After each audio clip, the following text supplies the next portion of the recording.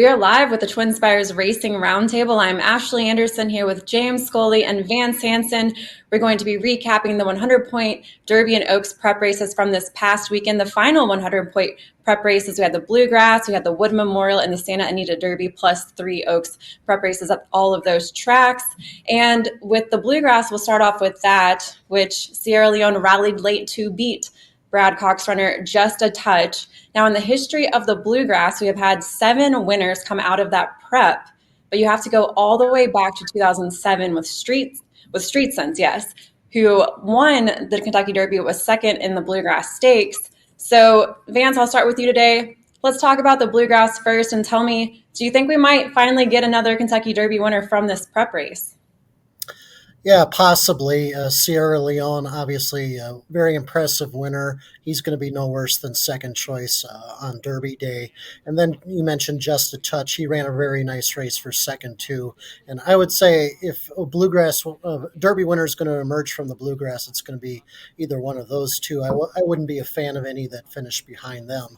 The problem with the Bluegrass, you mentioned Street Sense is the last Derby winner to come out of it, but you have to go back to 1991 when Strike the Gold won the Bluegrass and then followed up with a Kentucky Derby victory. And that's 33 years since that double has been pulled off. Now, in contrast, the 33 editions of the Bluegrass before 1991, there were 8 Bluegrass Derby double winners, and that was back in the day when the Bluegrass was run just 9 days before the Kentucky Derby. Now, some of these interim Bluegrass winners since 1991, they lost the Derby, but they wound up becoming the best 3-year-old of the year anyway. Horses like Prairie Bayou, Holy Bull, Skip Away, Essential Quality, all really good horses, some in the Hall of Fame, but the Kentucky Derby just wasn't their day. Kind of a broad generalization here, but I think Bluegrass winners seemingly tend to get overbet in the race, given the fact that it has been a negative key race for so long. Perhaps it's not something to dwell on so much, and maybe as bettors, we should concentrate on the horses, the individual horses themselves, rather than what race they're coming out of. But it is food for thought going forward, especially considering Sierra Leone is going to be a short price and Just a Touch will probably be in the low double digits, James. Yes, I think at the very least, the Bluegrass is poised to be relevant in this year's Kentucky Derby, and I won't be surprised at all if it produces the Kentucky Derby winner. You referenced Sierra Leone's race; we just watched it. I thought it was a monstrous effort by the Chad Brown trained colt, the once beaten Chad Brown trained colt, and as well as recording an outstanding win, I got to point out that Sierra Leone raced against the track flow. I mean, he's raced against the track flow in all 3 stakes appearances so far, but I don't think he's ever caught a track that was nearly as biased as that Keeneland surface. I thought it was seemingly impossible for wide closers to win on the dirt track on Friday, Saturday, and Sunday, with the exception of Sierra Leone. And to me, it was a freakish type performance by him.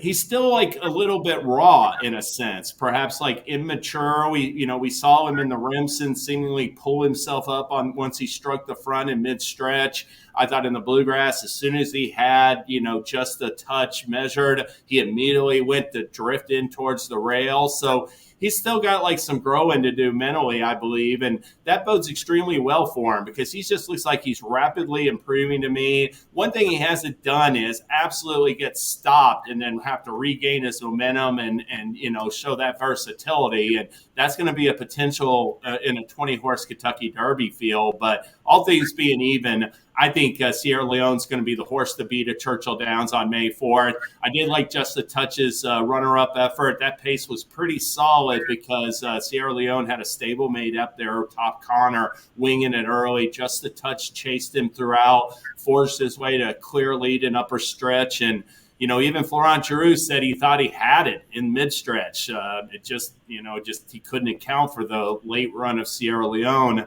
And so those 2 horses both have a chance to finally produce a Kentucky Derby winner from the Bluegrass. I will mention the other runner in the race that's going to be in the Kentucky Derby field, and that's Dornick. Dornick took back after recording front-running wins, gate-to-wire wins or on-the-lead wins in the Remsen and the Fountain of Youth. He took back. He stalked in fourth behind horses, never really ran a step, just to be an even fourth throughout. And immediately afterwards, Danny Gargan said the experiment's over. We tried to rate him today behind horses.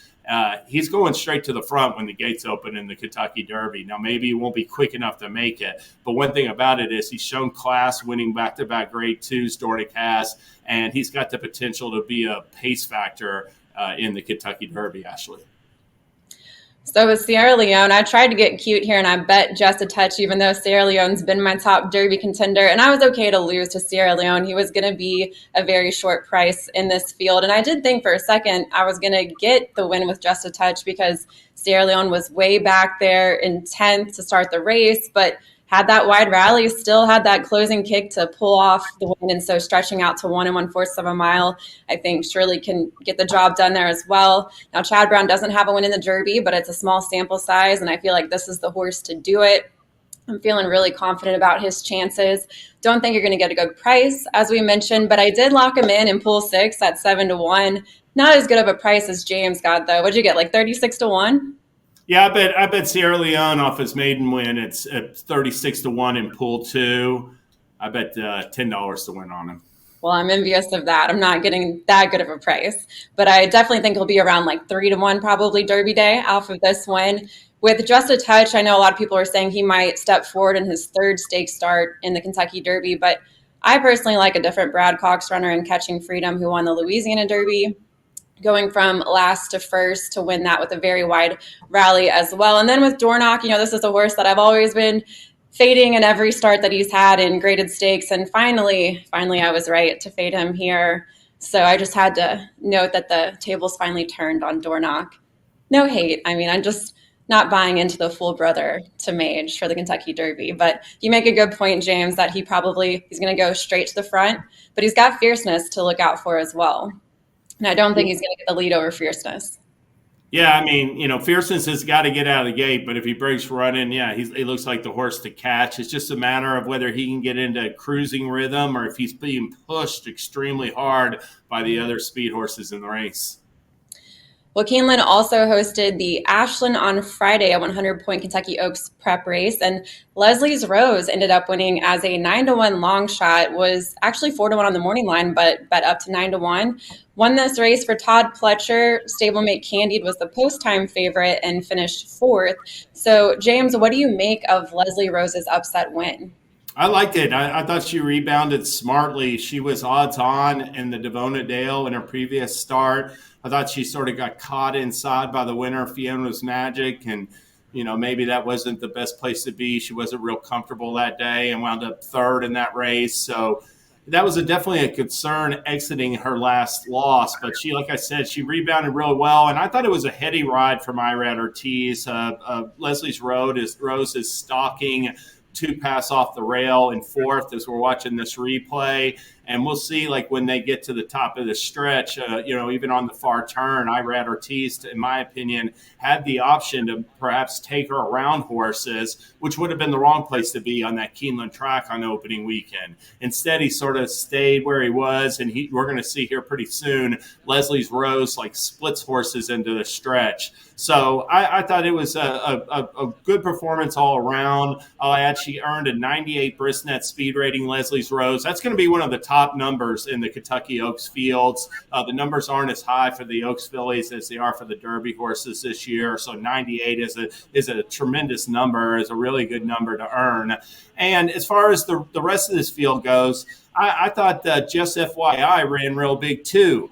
She's stalking the pace in 5th, but we can see here she gets swung extremely wide. I mean, she's like 5 pass wide, Just FYI, in upper stretch. So even though she, couldn't threatened Leslie's Rose in the end. She ran really well to get past a perfect trip in Pell, who was like the second choice in the wagering. And that's a good comeback effort off of a 5-month layoff for the 2-year-old filly champion. So I get both Leslie's Rose and just FYI. I rate them as both viable win contenders in the Kentucky Oaks, Vance. Yeah, I'd echo a lot of your sentiments about Leslie Rose's race. Todd Pletcher and company were obviously high on her all winter long. And as you mentioned, in the Devona Dale, she was stuck on the inside, took a lot of dirt to her face, and it just wasn't her day. They regrouped. They pointed her for the Ashland, thinking that she belonged in there, and she justified the optimism with a very convincing score. I think the fact that she was running all winter compared to Just FYI, I think that played a role in the outcome. Not totally, but it was a factor. Just FYI was a late scratch from the Devona Dale due to an illness. This was only her first start of the year. She could move forward in the Oaks as well, but I would actually give Leslie's Rose a chance to beat her again, or a bigger shot to beat her again in the Oaks. I think she's just really peaking at the right time. And another big factor, I think, looking at the Ashland as a prep for the Kentucky Oaks, the Ashland has been a lot more productive prep for the Oaks than the Bluegrass has been for the Kentucky Derby in recent years. Since reverting back to dirt track a decade ago at Keeneland, the Ashland has produced three winners of the Ashland have gone on to win the Kentucky Oaks. So it's a very productive prep. Leslie's Rose looks like a solid filly to possibly make it 4 Oaks winners coming out of the Ashland. I'm with you all with Leslie Rose and Just FYI, both being top contenders for the Oaks. I don't have that strong feeling with any one filly right now, though. I just feel like it's a lot more even, in my opinion. And you got Tarif, of course, on the leaderboard, as we're looking at right now, who has, I believe, 3 straight wins and 2 straight graded stakes wins. So I don't know if I feel that confident in Leslie's Rose going into the Oaks. Just FYI, I probably would back in the Oaks instead, of course, having that fever that kind of threw off training and made her scratch from the Devona Dale. So that's my filly at the moment, is Just FYI. But there's another I'm going to talk about soon. And I also like Chad Brown's Ways and Means, who finished second in the Gulfstream Park Oaks, and I think can improve in her second try to route distance. So that's a good point about the Oaks, Ashley. Sorry. It does have a really wide open field where, like, who's going to be favored in that race? I've got no idea. I think Ways and Means could vie for it off of a runner-up finish. So yeah, it's a really contentious, competitive field. I would probably say it's going to favoritism might be between Tarifa and Leslie's Rose. If I were a betting man and you asked me who do I think is going to go favorite, I would say it would be either one of those two. Well, we haven't even talked the Wood Memorial or the Gazelle at Aqueduct or the Santa Anita Derby or the Oaks. And we also had the Kentucky Derby Future Wager Pool 6 close this past weekend. So of all of that occurred this past weekend, Vance, what else stood out for you? Yeah, I think it's a great thing that they close the last pool before the Bluegrass, Wood Memorial, and Santa Anita Derby are run. I think that's just a great thing to do. And horses that kind of stuck out after those races were run. Of course, you mentioned grabbing the 7-1 on Sierra Leone. That's a great price. You got to be salivating at that as well as other people. Just a Touch, 26-1 closed at that price, and that's going to be probably double what he's going to go off on Derby Day. So that's a good price. Honor Marie, 26-1. He also exited the key race Risen Star. Also subsequent good performance in the Louisiana Derby. He closed at 26-1. And then Resilience, who finished 4th in the Risen Star, right before he won the Wood Memorial, he closed at 75-1, which is going to be significantly higher than what he will be on Derby Day. So if you have future wagers on those 4 horses, I think you're very happy going into the first Saturday in May. Now, a couple horses that started at or closed at very low prices that bettors are probably ruining the fact that they put some money down on Deterministic. Closed at 12-1, and that was before he ran a really dull race in the Wood Memorial. And right now, his Derby status is kind of up in the air, pending kind of some tests and going over of him to see what happened in the Wood Memorial. So 12-1 and Deterministic is not great. And then Dornoch closed at 12-1 also, and that was a rather dull performance, as alluded to by James earlier in the Bluegrass, due to the change in racing tactics. So 12-1 on both Deterministic and Dornoch, not what you want going into the Derby. James, did you lock in that price at 75-1 on Resilience? I got a few bucks on him at 128-1 in pool 5, so I've already covered on Resilience, and I'll mention his win. I'll come back to one thing Vance said on that Risen Star, but I'll mention Resilience's win in the Wood Memorial for my what else stood out to me over the weekend. One thing about this performance is he was coming off a 4th in the Risen Star, which is his stakes debut. John Velasquez said he felt he got intimidated when a horse crossed in front of him in the stretch, and Bill Mott added blinkers for this performance, and he progressed. He took another step forward. Resilience did. The Wood Memorial came back pretty fast. He got a 104 speed rating, Bristnet speed rating for the performance, and while he beat, it turns out to be, it looks like a suspect group of rivals. The Wood Memorial isn't going to be the deepest or strongest Kentucky Derby prep by any means.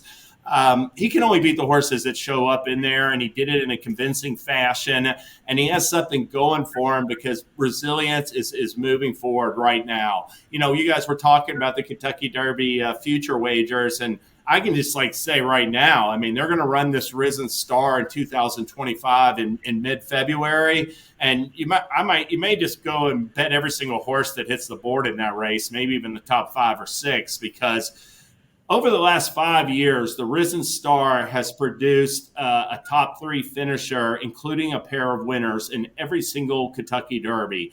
This year's Risen Star has produced 3 of the 7 winners of the U.S. major qualifiers, who produced the winner of the Louisiana Derby, the Bluegrass, and the Wood Memorial, as well as a runner-up in Honor Marie in the Louisiana Derby and a third-place finisher or 4th place finisher maybe in Track Phantom. But my point is that race, I think you got 4 of the top 5 finishers in Sierra Leone, Catching Freedom, Honor Marie, and Resilience. They're all in with at least a chance to hit the board in the Kentucky Derby. And as a trifecta superfecta player, I'm not throwing any of those horses out because the Risen Star was clearly the deepest Kentucky Derby prep this year. Ashley. Yeah, it's been amazing to watch. It's just crazy seeing all those horses coming out of that prep race, especially Sierra Leone. But I'm going to talk about the Oaks prep that was at Aqueduct at Gazelle, where Where's My Ring finally broke her maiden in her 8th career start, winning the Gazelle, a grade 3. And she was a trailing Candy filly out of a Tappet mare. And it's just an unusual situation, her 8th career start, but she added blinkers 3 back, and that's really helped her improve. Prior to Saturday, she had exclusively raced in California as well, and she ended up going off as a post-time favorite, even though Jin and Life Talk were in the field as well. And her trainer, Val Brinkeroff, he has never raced in the Oaks, and this is a 2nd graded stakes win from his career dates back to 2008 as a trainer. So just kind of a fun story. I don't really know if I would give Where's My Ring a chance in the Oaks. I mean, she did have a 104 Bristnet speed figure, though. That's one of the top speed figures of, I think, any 3-year-old, at least in the Derby or the Oaks field. The 104 is way up there. So just it would be tied for 2nd best in the Derby with Resilience. Yeah, so kind of strange to see that happen. But, going into the Oaks, it'll be her 9th career start. So not really sure what to expect, but kind of fun to see just with the connections and everything, and just that huge Bristnet speed figure happening at Aqueduct over the weekend. Do you all think she has a chance, or is it just kind of a weird fluke? I think she does. I got to do a top 10 for the Oaks. I got 8 horses. I was telling Vance this earlier today. I can make a case for 8 runners in the Oaks. 14 horses that are in the main body of the field right now based on points. I think you can go 8 deep and win contenders. What about you, Vance? Yeah, I'd put her in my top 10 for sure. I know the field is only limited to 14, so it doesn't take a whole lot to make the top 10, but I'd like to see her run back to that figure again, to be Yeah. honest with you. And yeah, she's going to be a double-digit price. She's going to offer a lot of value for the true believers, that's for sure. Well, we got one more prep race left for the Derby. It's the Lexington this coming weekend. And then the Kentucky Derby is just, 3 weeks away? Kind of crazy. So we'll have more recaps next Tuesday with the Racing Roundtable. And check us out on Thursday with our best bets and fades on the TwinSpires jury. We'll see you next time.